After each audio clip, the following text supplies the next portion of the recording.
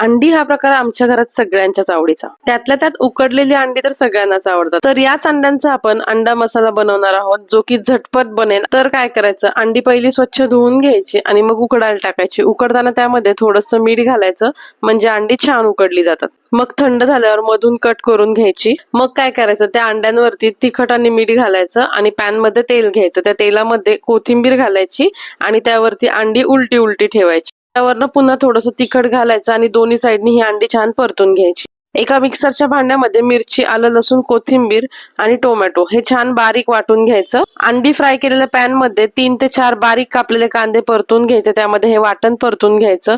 मिरची पावडर, हळद, घरगुती मसाला आणि थोडासा गरम मसाला घालायचा. सगळं छान मिक्स करायचं. चवीनुसार मीठ घालायचं आणि त्यामध्ये आपली उकडलेली अंडी घालायची. ती सुद्धा छान मिक्स करायची. 2 मिनिटं झाकण ठेवून छान वाफ काढून घ्यायची. अंडा मसाला तयार आहे.